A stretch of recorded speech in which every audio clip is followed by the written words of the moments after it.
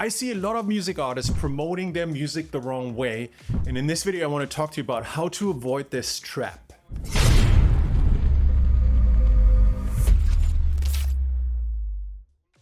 Hey, it's Sean here at Hyped It, and in this video I want to talk about why so many artists unfortunately struggle with their music promotion. I want to talk about what's going wrong and how to avoid this trap. But before we jump in, don't forget to hit on subscribe, on like, and the bell icon below so you can get more videos like this on YouTube that help you grow your audience, your listeners, and your fans for your music. There's a huge problem a lot of music artists that want to grow their audience and their listeners face. And it's this. Statistical analyses show us that when it comes to any form of success, the majority is always wrong. I know that sounds absolutely crazy, but if you take any population and you look at factors such as wealth or any other type of achievement, then here's what you find. 1% of the population achieve exceptional results. 4% do very well, 15% do okay, 60% struggle and stall, so they're not making any progress, and 20% fail. This is a pattern that shows up over and over again. Whether you're looking at financial success or any other forms of achievement, this could be a population of golf players and you find that distribution. And it can also, of course, be applied to music artists looking to grow their audience and their listeners. Only 20% do between okay and good to exceptional, and 80% stall or fail. Now, unfortunately, this problem is reinforced by the fact that when new people enter this field, so for example, new music artists want to start promoting their music, they look around and they see what the majority is doing, even if it's those 80% that stall or fail. And they think to themselves, well, it looks like that's what everybody around here is doing, so it must be the right thing. This is often called simply following the crowd. And I find it absolutely fascinating that this happens, even though the majority, by definition, is wrong. Now, the reason it happens is that groupthink is extremely powerful. And it is extremely difficult to not automatically accept what the majority does as the truth or as what's right. I know this because this is exactly the situation that I was in. When I started out, my music wasn't go anywhere. I had no audience, nobody gave a shit about my music. And so I looked around at what everybody else was doing, and then I started doing the same things because I didn't know better. And you know what happened? Nothing. My music didn't move a bit. It wasn't until I was so fed up that I was hustling and hustling and hustling, but still nothing happened to my music. And I then decided, okay, time to do things differently, that things actually changed. Back then, I would have never believed that I could get millions of streams, hundreds of thousands of listeners for my music. But today, I believe that's just one milestone to many more millions to come. And so I want to encourage you to challenge what you see the majority do. And consider that exceptional success can be had just by doing things differently. And so I want to share with you 3 simple ways in which lots of music artists I see could be more successful with their music, get a bigger audience, get more recognition, become more popular just by ignoring the majority. So here are those 3 mistakes and how to overcome them. First, releasing new music on Fridays versus any other day.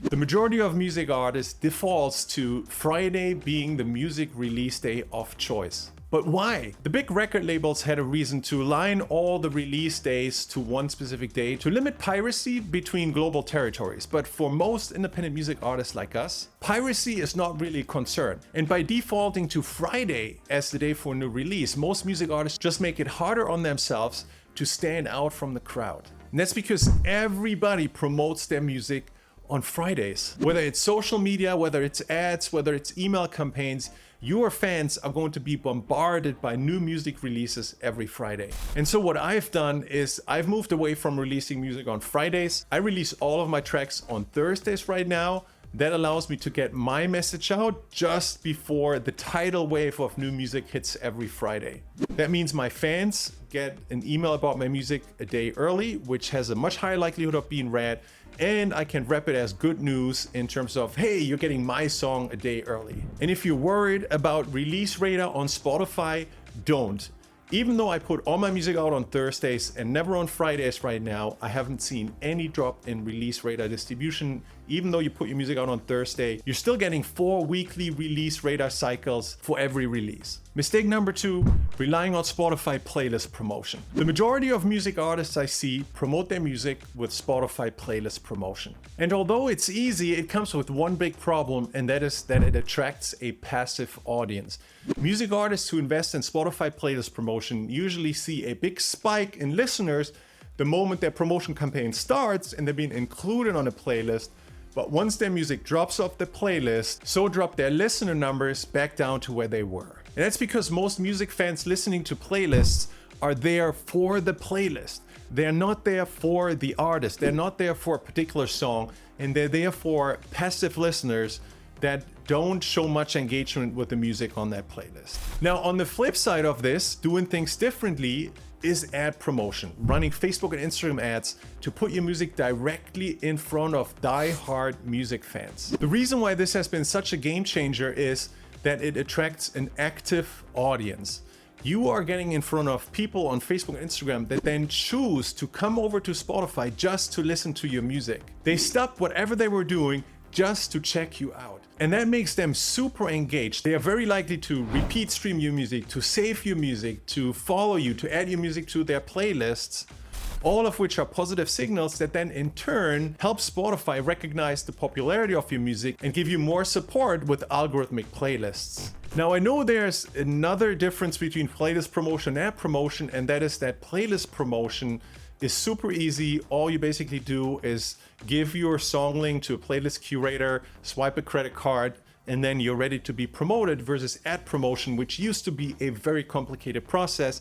But shameless self-promotional plug here, with tools such as Hyped Music Ad Automation has become just as easy. Where all you need is a link to your music on Spotify. It creates the entire ad with the video and everything automatically for you. So no more excuses not to run ads just because it's too complex. It was very complex. It's now easy with the use of software. And that brings me to mistake number 3, thinking about a promo campaign as something that you do for a song versus something that you do always as an artist. And here's what I mean by this. Most music artists I see release a song and then they build their promotion campaign around this song for a period of a number of weeks, and then the promotion activities end, a new song comes out, and a new set of promotion activities start.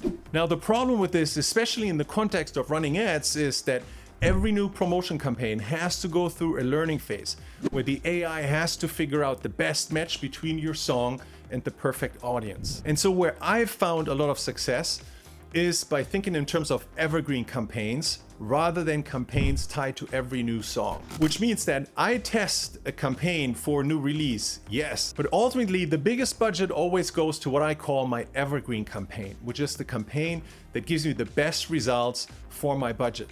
And this campaign could be for a new song, but it could also be for an old song. And historically, it's usually been some of the older songs that have performed the best.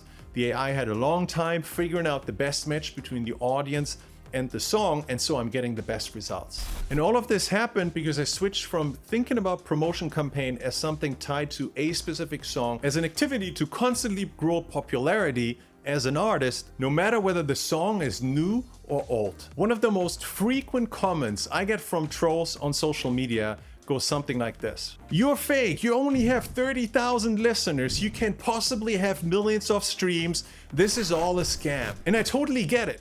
If all those trolls have done is just follow the crowd and have used Spotify playlist promotion to grow their music, where the ratio between listeners and streams is nearly 1-to-1, then this has to look fake. This has to look like a scam. Because if they just follow the crowd, they can't believe that you can have that high of a streaming multiple on your number of listeners. But in fact, because I promote my music differently, right? I release on different days. I use different ways of reaching an audience. I don't use playlists, I use ads. I'm getting very different results. I'm getting an average of 8.3 streams per listeners. And so getting a few million streams off of a few tens of thousands of listeners is not actually that special. But the goal of this video isn't to dive deep into numbers. It's to make you aware of this trap that exists when following the majority.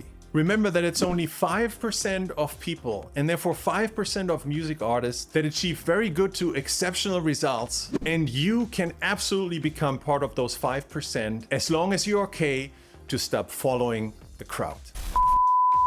Want to get your music heard on Spotify with AI? I just launched a brand new video training program called the Spotify Growth Switch, where I show you how to start growing real listeners, real fans, and real streams on Spotify in less than 10 minutes using software and AI. I've used the Spotify Growth Switch system to now grow my music to over 7 million streams and tens of thousands of monthly listeners on Spotify. This works for any music genre. It gets you real fans and listeners super fast, and it's extremely easy to set up, literally just like flipping a spotlight switch for your music. Despite using AI, you don't need to know nothing about tech stuff in order to be successful with this. I've had the tremendous privilege of helping multiple tens of thousands of music artists grow their music on Spotify, many of which have grown to much larger numbers, lots more listeners, lots more streams than I have using the systems that I've taught. Makes me so proud of their success. And so if you want to get more real listeners, real fans, and real streams for your music fast using state-of-the-art software and AI, then click the link below this video and check out the Spotify Growth Switch. I can't wait to help you grow your music on Spotify, and I look forward to seeing you on the inside.